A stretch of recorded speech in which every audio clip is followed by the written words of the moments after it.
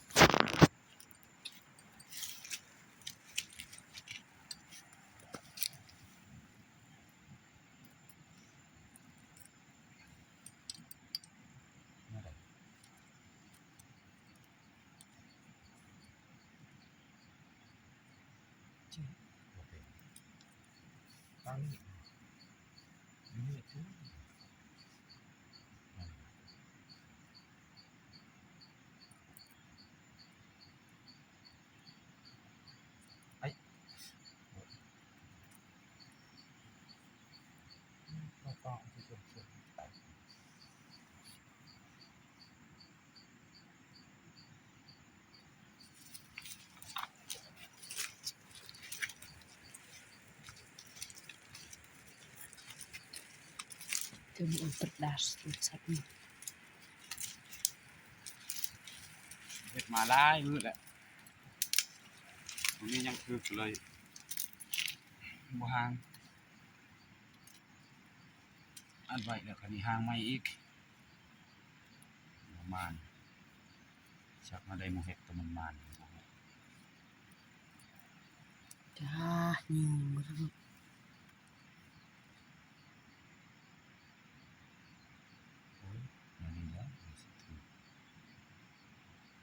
นั่นกระเพาะซื้อนี้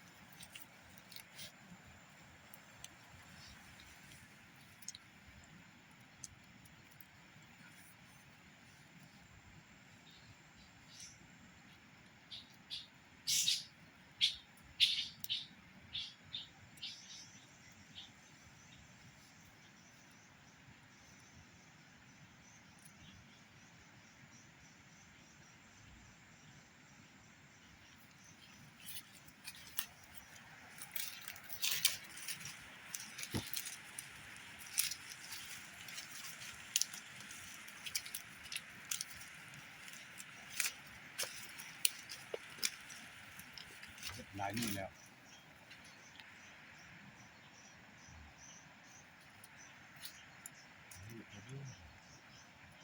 ว่ามันประมาณ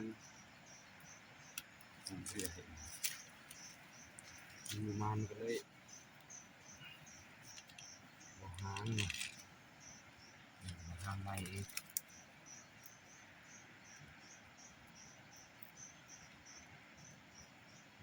ไม่เห็ดขอบมันได้บัวหาง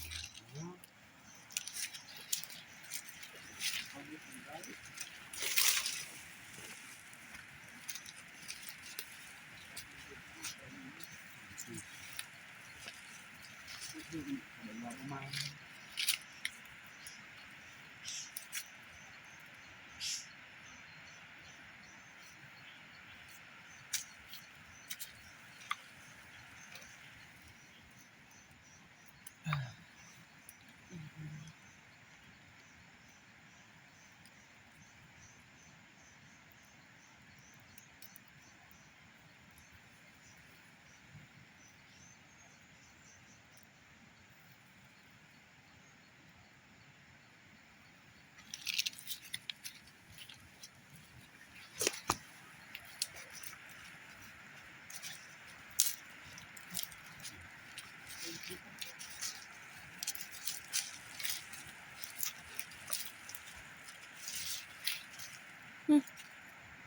ไม่นุ่น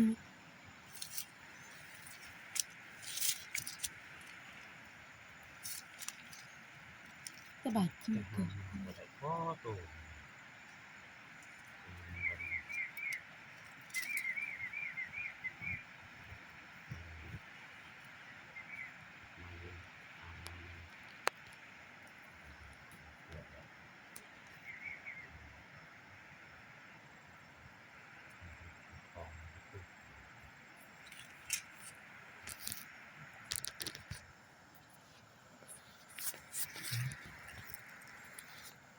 นี่ก็ไปทางลุ่มอีกแล้วว้าสินทักวางหากินหาอยู่ก็มันคงธรรมดานะ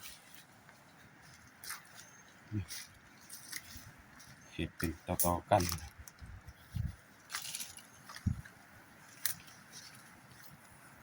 โอ้ยนี่ก็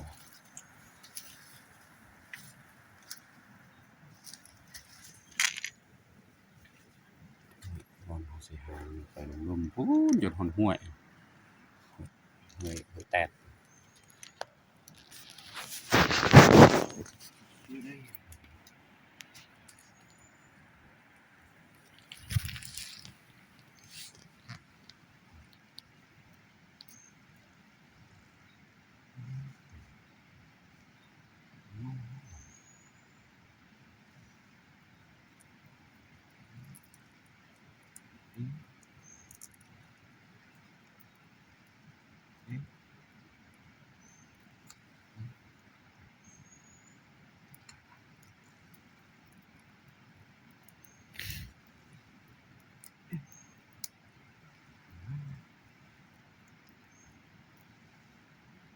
มีตัวอย่างมีตัวง่ายตัวอย่างแท้ยากว่าทางก็เป็นที่ห้ายอม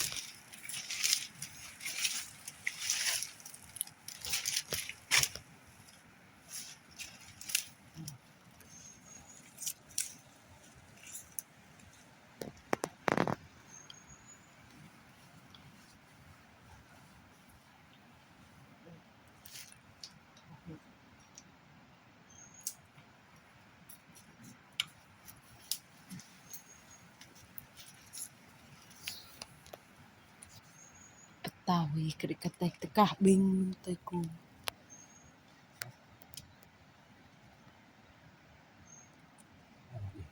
อืม